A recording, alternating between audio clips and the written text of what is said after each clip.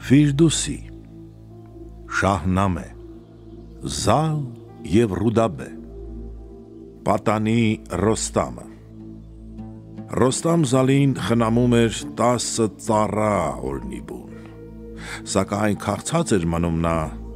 հանց առյուծի ժիր-կորյուն, և մայրական կաթից բացի տվին նրան որսի ճաշ, օրըստօրե մեծանալով դառնում էր նա ծանրաքաշ։ Նա օրական 5-6 մորթաց կենդանի էր ճաշակում, բայց տակավին չէր կշտանում, ախորժակը չէր փակվում, իսկ երբ շուտով հասակ առավ,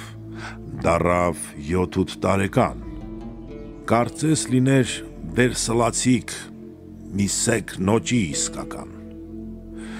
վիշապաուժ ձեռքեր ուներ և ամուր մեջք առյուծի,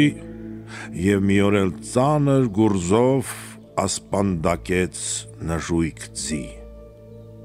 Նա մի ձեռքով բռնեց նիզակ, իսկ մյուսով պրկաղեղ։ Ահ ու սարսափ էր տարածել Իրանում և ամեն տեղ։ Նա շողշողուն աչքեր ուներ, արևի պես հրացայտ, ժամանակն էր, որ նա թամբեր ռազմական ձի ոսկեպայթ։